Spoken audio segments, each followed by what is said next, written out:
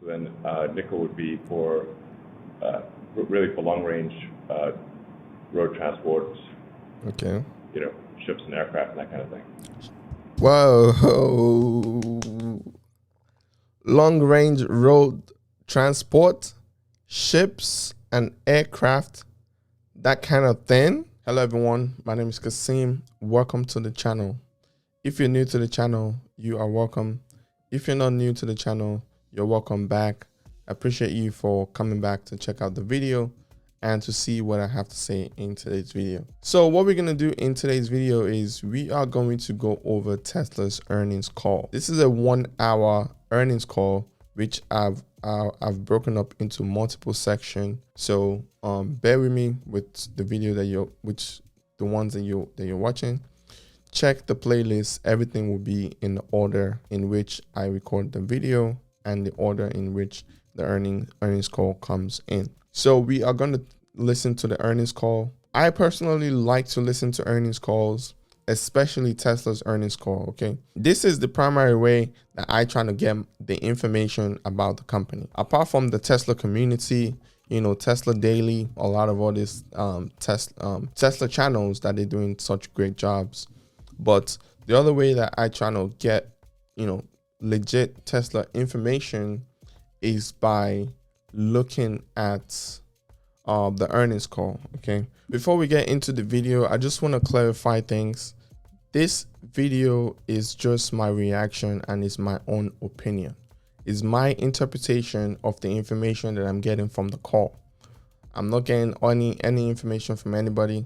This is just my opinion of the information that I'm getting from the call, which informs my thesis on how I invest in the company, if I still keep on investing in the company moving forward. So this is just my own opinion.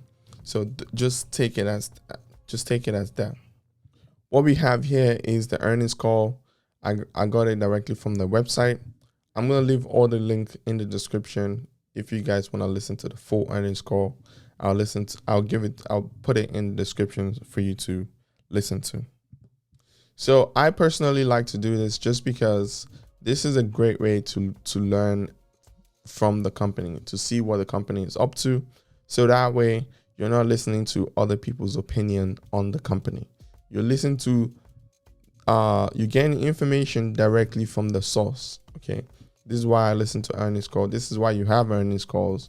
So management can talk to investors, let investors know what's going on with the company. Okay. So I'm going to go through this with you guys. Hopefully you like it. If you like this video, if you like what I do here, consider subscribing to the channel. I appreciate you for that. So let's get into it. So we are going to get into the earnings call here. We are going to listen to the call and I will pause and add some commentary where I believe I need to add some commentary. Okay, this is how I like to operate here on this channel. I always listen to Tesla's earnings call. You know, I feel like it's very important. Thanks, guys. Thank you very much. And we have some follow-up remarks from Zachary Kirkhorn. Yeah, thanks, Martin, and thanks, Elon. Master of just to coin reiterate, himself. Q2 was a great quarter for the Tesla team with strong improvements across the business. In particular, auto gross profit and margin, excluding credits, increased substantially. This was primarily driven by better cost optimization across our factories, good execution against our cost reduction plans, action mostly in North America. However, it was small in the context of the other contributors. Note that the Model S and X program was at a slight loss for the quarter due to the relatively low volume. Okay. And supply chain challenges, including expedites, continued to provide cost headwinds. Additionally, it's encouraging to see the progress made on profitability within our energy and services and other businesses. Good. While there's some benefit to looking at our progress quarter over quarter, I find it more helpful to look at progress over a slightly long-term horizon. You guys hear from the Master of Coin? Look at the progress of Tesla from a long-term point of view. That's how you should look at the progress from Tesla. Long-term, you know, those are the people that will get rewarded with this stock. People that keep an eye on the long-term, you know, not, you know, quick money, let's keep an eye 2, 3, 4, 5 years. These kind of things take time to build out. It takes time for people to get used to. It just takes time, all right? The last 2 years, our vehicle delivery volumes have more than doubled. Yep. This volume increase was made possible by a steady decrease in ASPs of more than 10%, driven by a roadmap to increase affordability and shifting mix towards our more affordable vehicles. Definitely. Yet over that same period of time, our auto gross margin, excluding credits, has increased nearly 10 percentage points to our highest yet since the introduction of Model 3. Cool. This is only possible because our average cost per vehicle has reduced by more than the reduction in average price. Cool.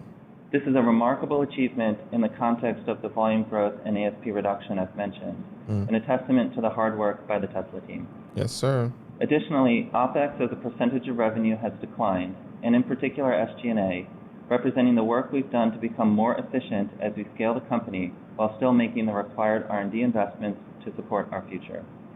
As a result, our GAAP operating margins have risen from negative to double digit, in line with what we have guided.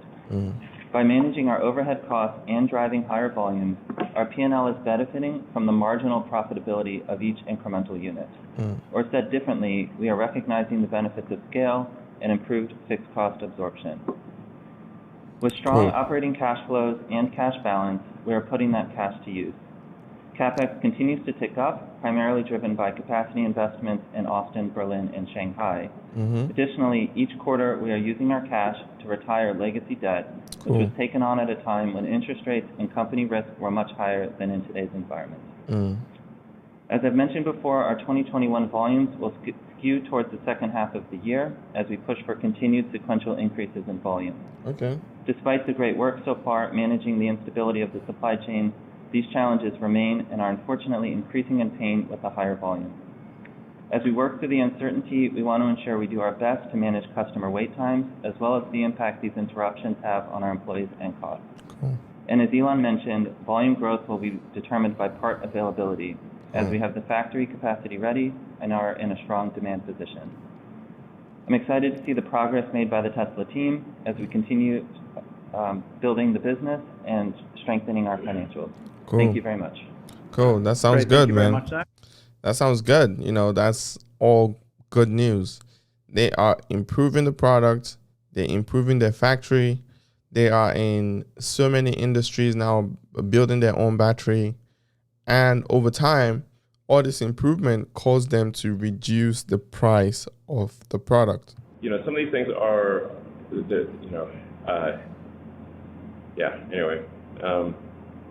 It is quite a trial dealing with all of the constraints of scaling a large manufactured object. I think it may be the case that Tesla is scaling. I think we might be the fastest in history ever for scaling a large manufactured object.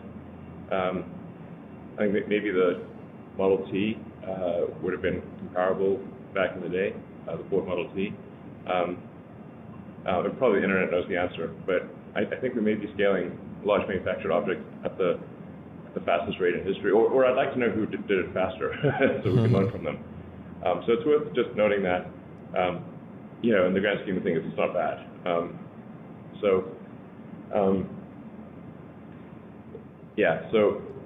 Cybertruck and Semi, actually both are heavy users of cell capacity.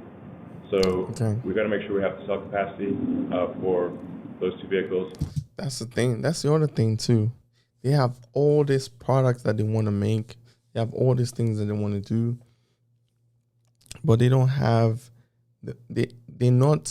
Their suppliers are not supplying enough battery, enough things that they need because of everything that has gone down, COVID, everything. So this is just like crazy. I'm so excited for this company, like truly excited for this company. In the next couple of years, it's gonna be amazing to see where the company will be. It's just nice. Or it's kind of pointless. We can make a small number of vehicles, but the effective cost if you make a small number of vehicles is insane. Like they would literally cost $1 million a piece or more. there's a reason why you do things at volume production, which is to get the economies of scale that get the costs down.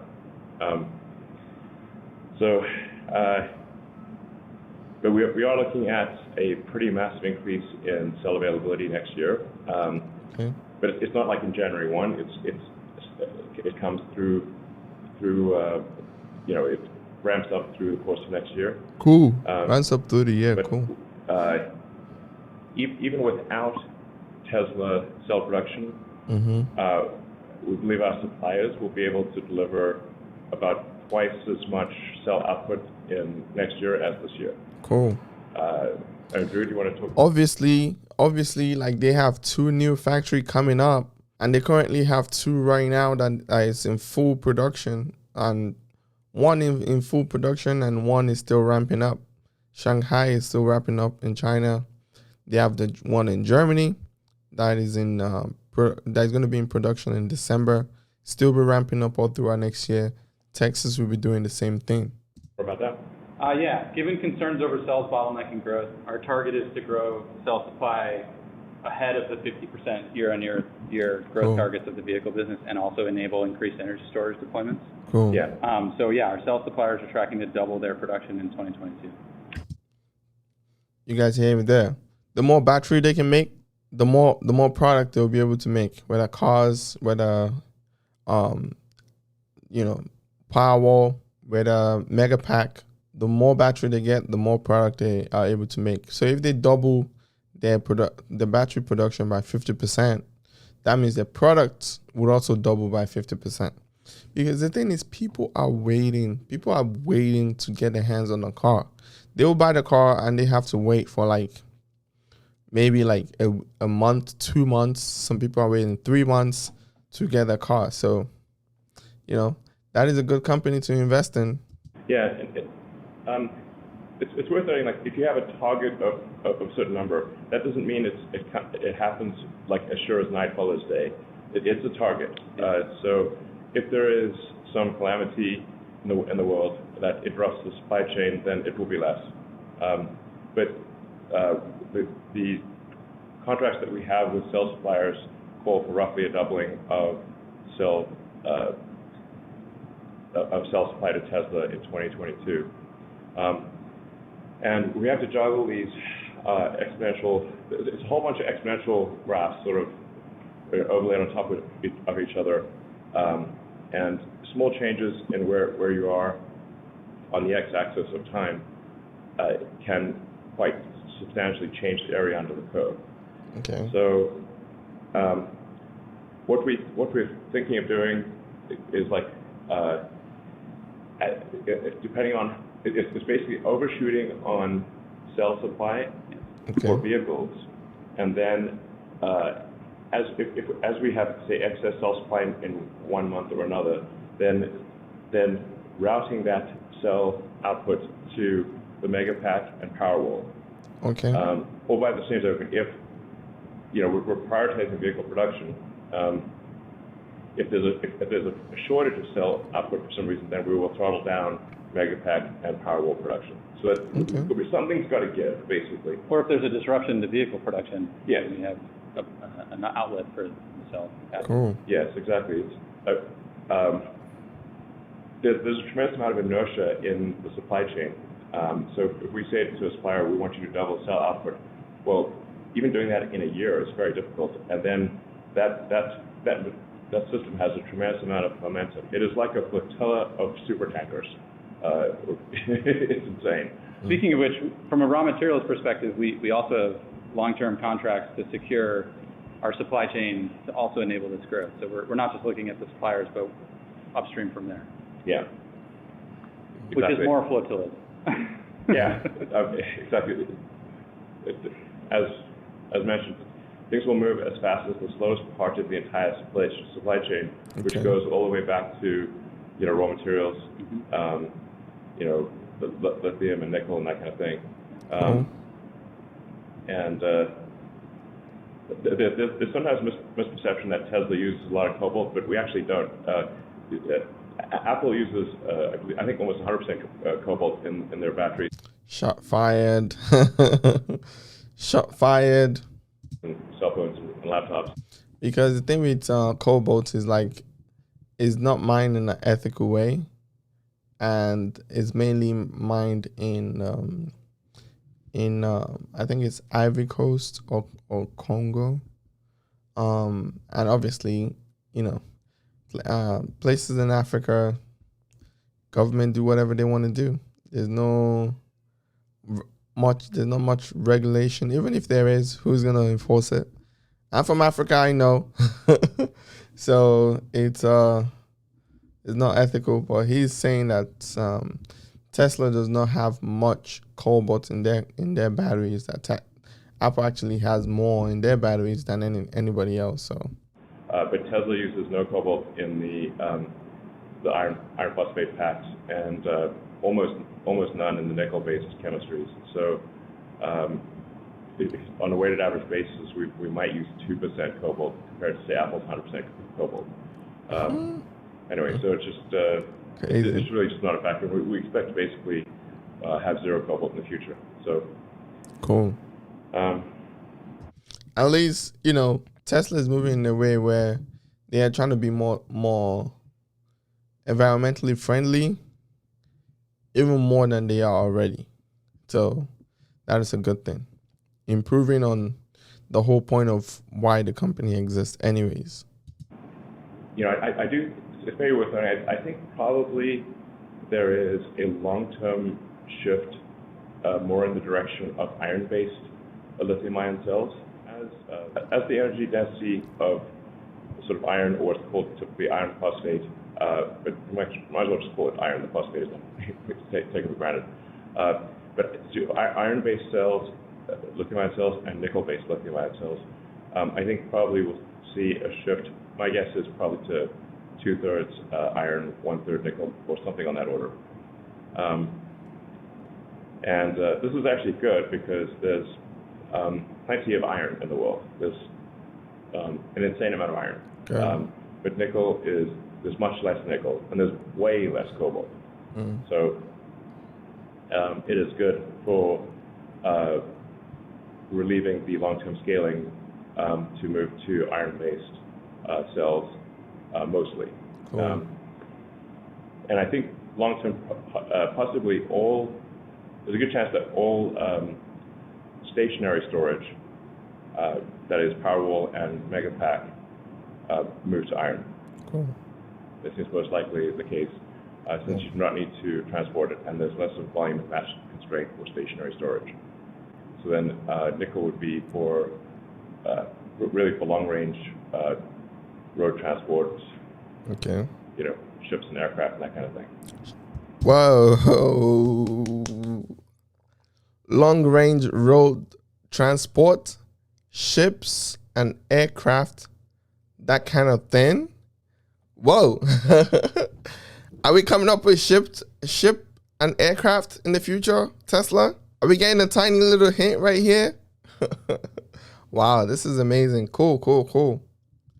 Okay, so having listened to the earnings call, we've learned so much from the earnings call. We've learned that they are ramping up their factory and they're looking to make sure the factory starts production this year. Elon talks about how difficult manufacturing is, that more people need to be in manufacturing. The concentration of talents in the US, he mentioned the concentration of talents in the US is too much in finance and law, that they need to diversify. The US needs to produce more manufacturers, which is probably true. They talk about their batteries. They talk about all the different formulas that they're using for their battery, that they're looking to reduce that into a few formulas so it is easier to manage. This is just a very insightful call. It's very jam-packed with lots of good information, and I hope you've learned something from this video. So yeah, that is pretty much it for today's video. I hope you've learned something. This video is going to be broken down into multiple segments, maybe 4 or 5 different videos, just because it's too long to put into one. So click on the link at the end of this video to continue watching the next part to the video. So that's it. Thank you very much again for watching. Appreciate you. Until next time. See you later. Love you all. Bye. What's up, man? Let me pause this. Oh, you're recording. Mm-hmm. Oh.